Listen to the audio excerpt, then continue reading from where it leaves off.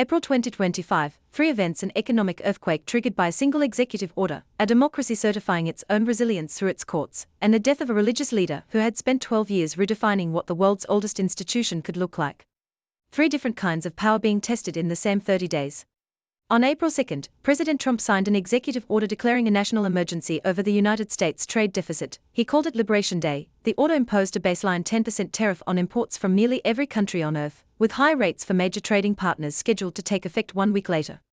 The framing was nationalist, the mechanism was the International Emergency Economic Powers Act, the impact was immediate and global. The specific numbers told the story. China, which already faced a 20% tariff, would see an additional 34% levy, bringing the total to 54%. The European Union faced 20%. Around 60 countries were slated for rates above the 10% baseline. In one afternoon, the United States had rewritten the terms of trade relationships that had taken decades to build. The markets responded before the ink was dry. The announcement triggered one of the sharpest single-week equity declines in years. Global markets fell in synchronized response. Supply chain analysts began recalculating the cost of every imported component in every manufactured product sold in America. The disruption was not theoretical, it was being priced in real time across every exchange on the planet. The reactions from trading partners were swift. China's Ministry of Commerce announced retaliatory measures. The European Commission began finalizing counter-tariffs on American goods. Japan called the duties extremely regrettable and said all options remained open. Every major trading partner signaled that reciprocity, not accommodation, would be the response. The trade war that economists had warned about for decades had arrived. Within days, the White House suspended the high country-specific rates that had been scheduled for April 9, citing the need for negotiations. The baseline 10% remained. China was excluded from the suspension, and its rates escalated further. The pause created a new kind of uncertainty. The tariffs were not gone. They were held in reserve, to be deployed or withdrawn as a negotiating instrument. Liberation Day was an assertion that the post-war economic order built on open trade, multilateral rules, and negotiated agreements was no longer in America's interest. Whether that assessment is correct is a question economists will argue about for years. What is not debatable is that after April 2, the global trading system operated on different assumptions than it had the day before. 2 days after Liberation Day, on the other side of the Pacific, South Korea's constitutional court handed down a ruling that would define the country's political future and deliver a verdict on what happens when a president decides the rules no longer apply to him. The backstory begins on December 4, 2024, when President Yoon Suk-yeol made one of the most dramatic and quickly reversed decisions in modern democratic history. In a late-night broadcast, he declared martial law, claiming the opposition was engaged in anti-state activities. The National Assembly voted to lift the decree within hours. Yoon revoked it before dawn, but the constitutional crisis it triggered did not end with the revocation.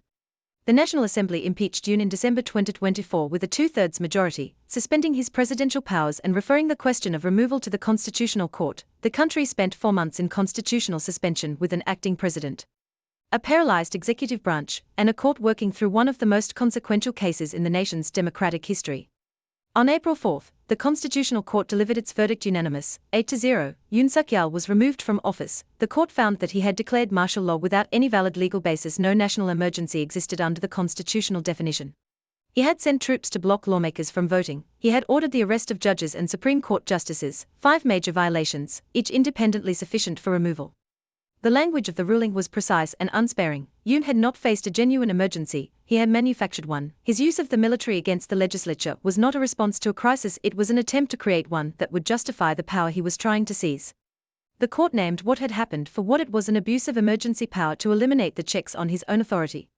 South Korea's response to the martial law declaration is worth examining as a case study in democratic resilience. From the moment Yoon made his announcement, the system pushed back. Lawmakers physically rushed to the National Assembly to ensure a quorum. The vote to lift martial law passed at 1 in the morning.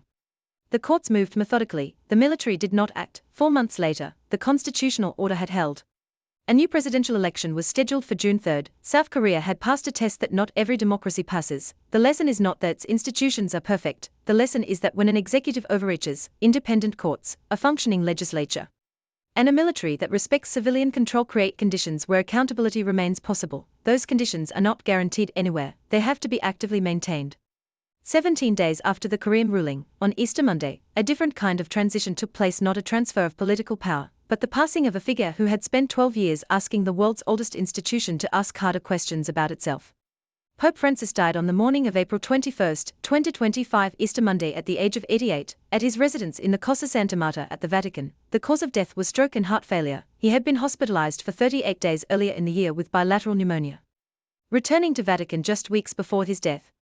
Jorge Mario Bergoglio became Pope Francis in March 2013, the first Jesuit pope, the first from the Americas, the first from the Southern Hemisphere. He chose the name of the saint most associated with poverty and simplicity, a signal of the papacy he intended to lead.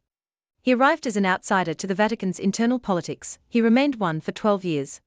His pontificate was defined by deliberate disruption. He expressed support for the Labt community and for same-sex civil unions, positions that drew fierce resistance from conservative Catholics. He increased the number of women in Vatican leadership roles, including previously all-male positions in the Roman Curia. He made mercy not judgment the recurring theme of his papacy. He was not universally loved within the institution he led.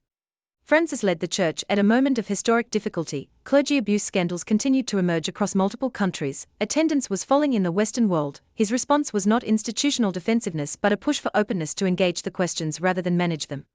Whether that was sufficient is a debate that will continue for decades. What is clear is that he changed what the conversation was permitted to include. The papal conclave to elect his successor convened on May 7. On May 8, after 4 rounds of voting, Cardinal Robert Francis Prevost was elected, taking the name Pope Leo XIV. He became the first American to lead the Catholic Church in its 2,000-year history. The transition from the Argentine outsider to the American cardinal marked a shift in geography, if not necessarily in direction. Francis frustrated conservatives with his openness and frustrated progressives with the limits of what he was willing to change. He asked the church to be less concerned with its own institutional survival and more concerned with the people it claimed to serve. On Easter Monday, the day Christians mark as resurrection, he was gone. What he set in motion inside one of the world's most ancient institutions remains unsettled. 3 events, 1 month, a global trade order rewritten by executive order, a democratic system surviving a presidential attempt to dismantle it from the inside, and the death of a religious leader who spent 12 years insisting that an ancient institution could still change. April 2025 was a month about power, who holds it, how it gets used, and what happens when the systems designed to contain it are asked to do exactly that.